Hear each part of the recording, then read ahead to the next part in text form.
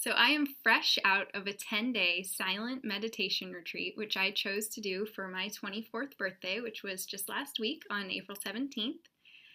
And I am currently in Menominee, Wisconsin in a hotel room, and I literally haven't checked Facebook, haven't talked to my family, I haven't talked to anybody except for my friend who came to the retreat with me, some other people who were at the course, and the lady who checked us into the hotel. So you guys are getting like the first look at me coming out of 10 days of silence with almost 100 hours of meditation.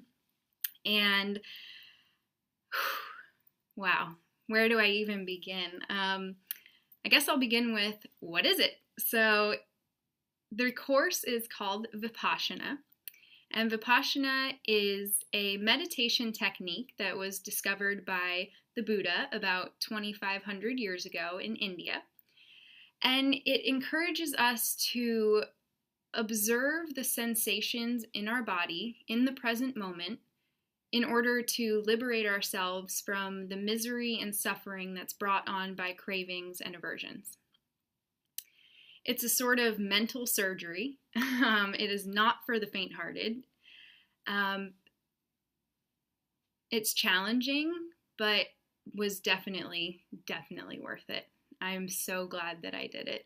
I'm like floating on cloud nine today. I've been like dancing around and like going kind of crazy, and I'm in a really good space right now. Like during the 10 days, there were moments where I wanted to run away and I cried. I felt like this kind of self was being like ripped open in a way similar to working with ayahuasca, but very different. I mean, there's no psychedelic experience, no plant spirits, nothing like that. It's just you and the technique and observing your own mind.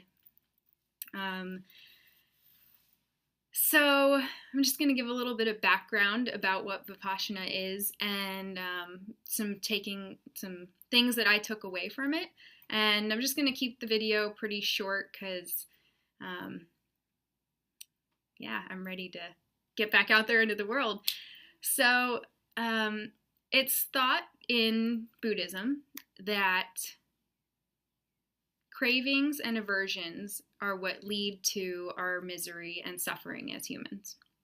Cravings are things or experiences that we want that are not in our current reality, and aversions are things that we don't want that are in our current reality. And the idea of Vipassana is that by observing the reality as it is in this moment, without any bias or judgment of anything, whether it be good or bad, seemingly good or bad, we begin to break down that cycle of craving and aversion, which is what is thought to keep us from attaining true liberation and enlightenment.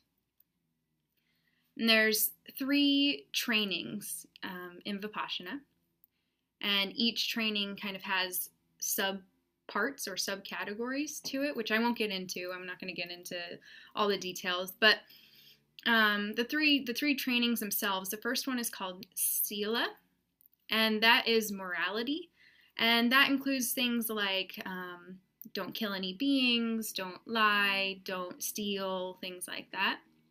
And then there's Samadhi, which is concentration, and this leads to mastery of the mind.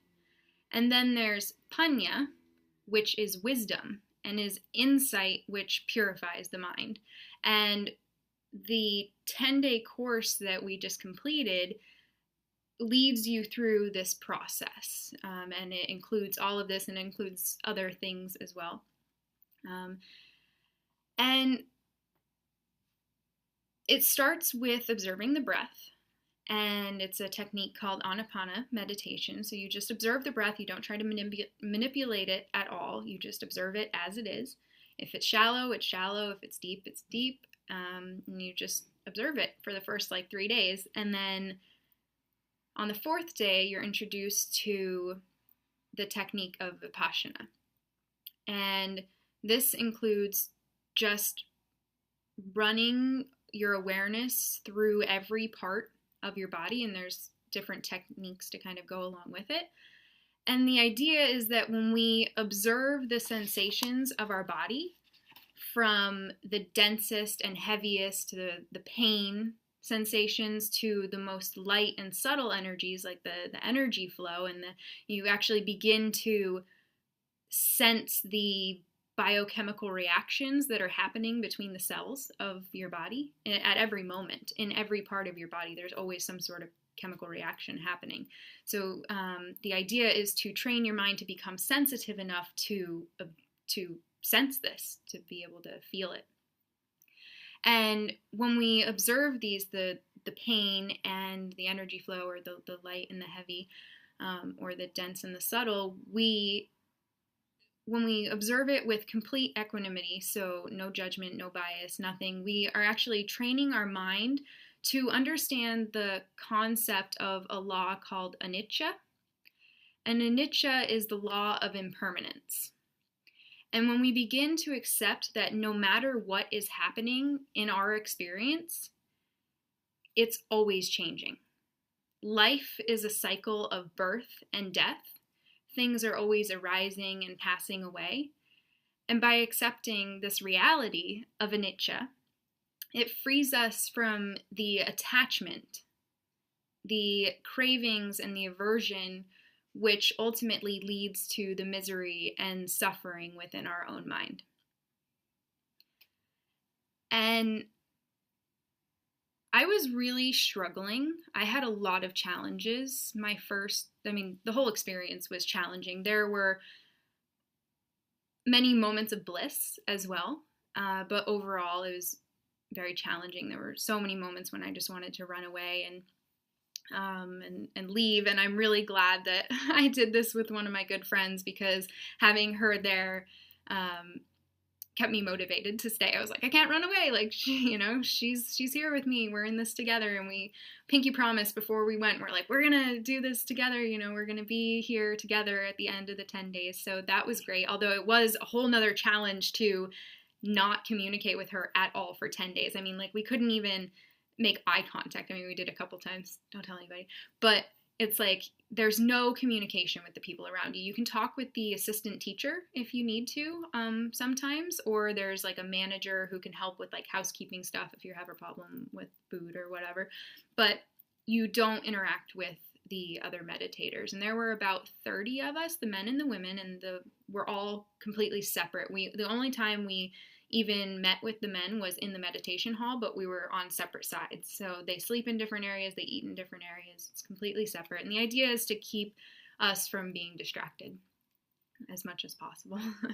And it's very interesting to observe it was interesting for me to observe how my mind distracted me, even though there were no distractions, no phone, no book, no journal to write in, no music, no conversation, nothing. But I was still having like all kinds of stuff was happening.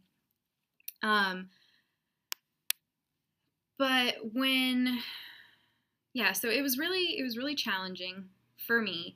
And one of my big challenges was that I had never studied Buddhism at all. I didn't really know much about Buddhist philosophy. And while this isn't necessarily like a Buddhist technique, like, it's very non-sectarian, it's actually very scientific, which is great for me because coming from a biology background, I studied biology in university, and so like understanding on that level what was like actually happening through the meditation technique was great for me. But my challenge was that I was finding problems kind of combining what I had experienced and learned through working with ayahuasca with the Buddhist philosophy that was being taught to me during these 10 days, because while it's like 11 hours of meditation a day, you wake up at 4 a.m. and you go to bed at 9, lights out at 9:30, 11 hours of meditation, give or take, and there's like there's 2 meals, but you don't eat dinner. It's just fruit and tea for in the evening. And there's breaks throughout, so you're not sitting for 11 hours. But my challenge was integrating these two things, the ayahuasca insights with this new philosophy that I was being introduced to. I just couldn't understand how they went together. And one of my big things was the understanding of like desire and cravings and things like that. And I was like, I've been taught to like listen to my intuition, like, and it's worked for me. Like, it's in my experience, like, it works, you know, I'm not just like going off of what someone else told me. So I was like, well, like, how does that fit into this? And actually on my birthday, which was day 8 of the retreat, I kind of had this moment of enlightenment, and it almost felt as though Mother Ayahuasca, or like the spirit, was speaking to me and teaching me in a way that I would understand how this is all connected. And like, I understand the world in terms of energy. So that's how I was being shown it. And it was like, you know, this is just positive and negative energy and this and that. And the conclusion that I came to, not saying that this is from the Vipassana philosophy, but the conclusion that I came to is that it's not so much the desire itself or the resistance to something that causes the impurities and the imbalances in our mind that lead to the unhappiness. It's not the desire or the resistance themselves that causes the unhappiness. Desire and resistance are like guideposts, like signs pointing us in the direction of our highest potential. You know, go here, don't go there, interact with this person, don't interact with that person. So those are not bad, or they're not impure in and of themselves. They become a problem when we begin attaching our own inner peace to a particular result. So let's say I desire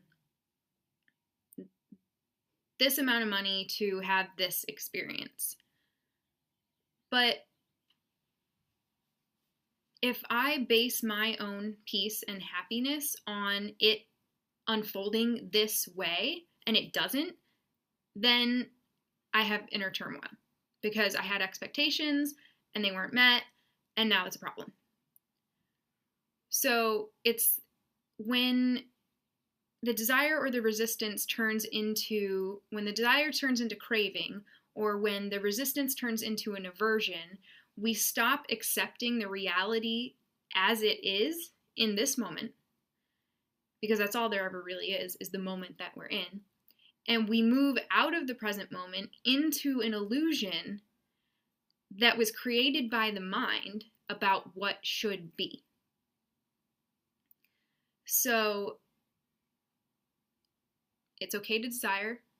It's okay to feel resistance to certain things in the world.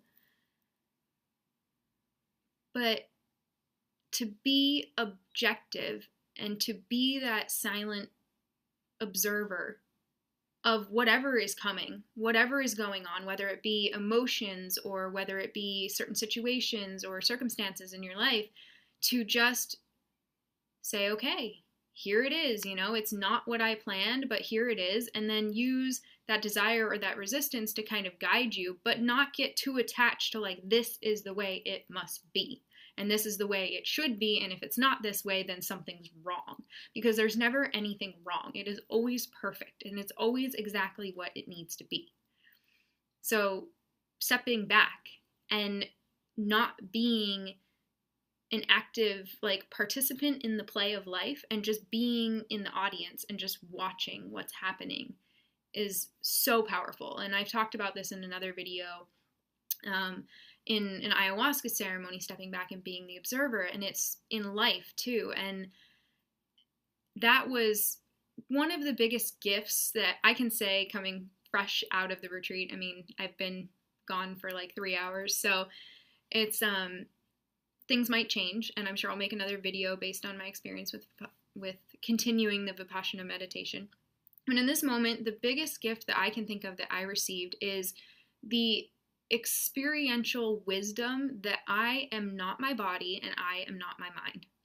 I am whatever, you know, we can debate what it is that is beyond that, but I am more than the body and I am more than the mind. I'm the spirit, and my spirit is eternal, and my spirit is just observing, just watching. It's not caught up in any way or any method or technique or anything. It's just watching the movie, so to speak.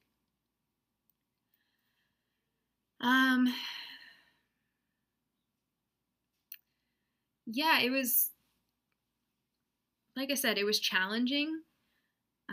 It was different than ayahuasca, but just as powerful.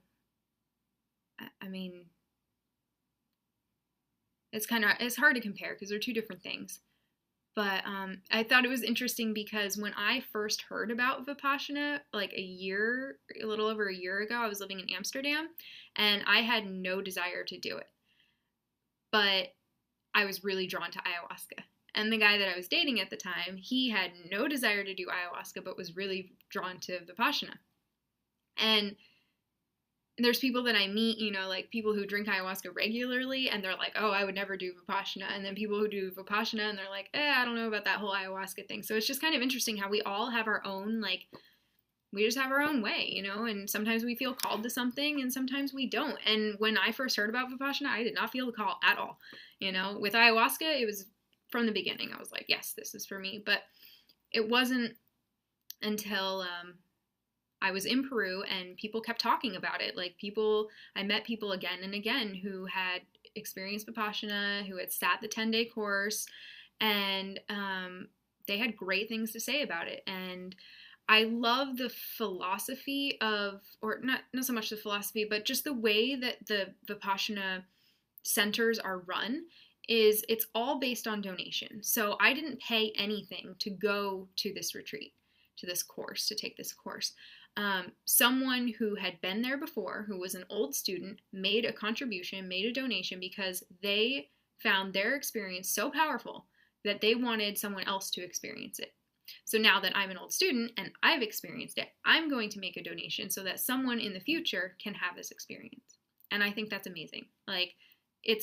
There's no big organization, no big fund, no anybody who's funding this. It's just based on donation and service. The people who are there, the teachers, the managers, the servers, they're all volunteers.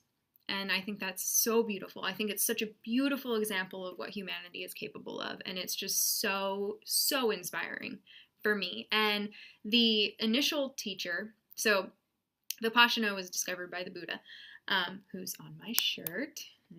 Nice, huh? But the teacher of this Vipassana course that I attended, his name is Goenka. SN Goenka, I think. I don't know what the SN stands for. But he is from Burma, or was, rather. He died like a year and a half ago. But he is the one who teaches the course. So he's the voice that you hear during the guided meditations. And each night there's a discourse. So you watch a video and he explains the technique and maybe things that are coming up. And it was really interesting how day one was very physical for me. It was very physically challenging to sit for that long. And then day two was more like an emotional roller coaster. I was feeling fear, and then I was overwhelmed, and then I was panicky, and then and then I was bored, and then I was excited, and it was all like this. And then it was just interesting to watch how at the end of each day, it was kind of like he knew what I'd been experiencing, or obviously because he'd experienced it and other students in the past had before, but it's we kind of all go through to an extent this similar pattern as we go through it. And certain days tend to be more challenging than others for most people. And I thought that was really, really interesting. And this guy is great. He was a businessman, and he came across this technique after having migraines for a really long time, and doctors couldn't help him. He tried all kinds of medications and stuff, and nothing helped. And a friend recommended that he go sit in a Vipassana course, and he actually almost left after the second or third day, and someone asked him to please just stay one day longer, and he did, and it totally changed the course of his life, took away his migraines, and now he has spread this course throughout the world. It's and I don't even know, they said 100 countries or something like that. I don't know. But there's a ton of centers throughout the world, and they're all donation based. It's all free. And at some point, I will go back and serve and contribute back to someone else's experience. And so Vipassana is not just, you don't just go to the 10-day course and you leave and you never do anything with it again. The idea is that this is a training course, and it's training you in the technique that is to be used every day throughout your life. And it's recommended to sit 1 hour in the morning and 1 hour in the evening every day for your life, to the best of your ability. Obviously, things come up. And we actually started talking on day 10 to kind of like wean our way out of this like little bubble that we've been in for the last 9 days. So we were able to talk with the people around us. And like when I started talking to my friend who was there with me, I was like, oh my God, nope, not doing it. Like if I never meditate again in my life, I will be perfectly fine. I have a huge aversion to meditating right now. And then I kind of like, as the day went on, I was like, okay, like I think I could do a half an hour a day. And then I was like, okay, maybe an hour a day, half hour in the morning, half hour in the evening. And then, well, no, okay, I'll do an hour a day for 30 days and then I'll see. I'll do 30 days, and if I don't experience anything, then I'm done. And then I woke up this morning and I was just like, I don't need to put a timeline on it. Like, I don't need to say, hey, I'm going to do this like this amount of time for this amount of days. Like, just experience it, whatever feels natural. Like, I don't need to put parameters around it and make myself feel forced to do something. Like, I'm an Aries. I am hard-headed. I'm, stubborn. And if I feel forced into something, I don't want to do it. So like, I know that this technique is beautiful. And I know that there's so many good things that can come from it. I mean, I've experienced it. Like, even though it was challenging, I've experienced the stuff that can come from it. And just even today, it's like huge change.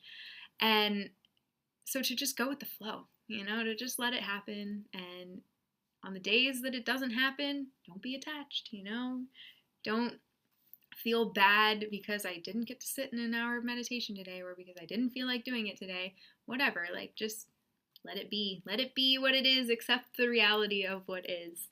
And that's what I've decided to do. But I actually am looking forward to meditating this evening. It's going to be nice. Trying to think what else. Another big thing, so besides the meditation each day, you can use this technique in our day-to-day interactions with life, with people, with circumstances. If we start to feel any craving or aversion, so any emotion can be felt somewhere in the body. Emotions create physiological reactions in the body, so it can be felt. And so when we're doing the morning and evening meditations, we're sensitizing our mind to be able to feel like, okay, I'm experiencing fear right now, so I feel like pressure in my chest, or wherever it is that you feel fear. I tend to feel fear, like kind of like my chest closing in. So it's like, okay, like I'm feeling this right now, and then I just like use this technique to like breathe into it and to just feel it and to just accept it. And the idea is that just by observing it, simply by observing it and foreseeing it as it is, and not trying to change it into anything else, like not trying to resist it or pretend it's not there or make it into something other than it is, just by observing it, it dissipates. And each time we choose to do this, because it's all just a choice, right? I've talked about this before too, that each time we choose to experience whatever it is we choose to experience. So each time I choose to experience using Vipassana, I'm smoothing the road ahead, so to speak. Like, I'm clearing the future roads, because I'm not building up more negative energy. Like, if I were to stay stuck in that fear and let it bother me, and then like, I might not feel the fear or the anger like in that moment, but like something might trigger it later on because it wasn't dealt with. It's still there in my body and in my energy field. And so by handling it from the very beginning, I never have to handle it again. You know, it's done. I felt it, I experienced it, and now it's gone. And that's a beautiful thing. So hopefully this video has helped you or inspired you in some way. And I'm sure I'll be checking in again regarding Vipassana. So check back soon. Bye.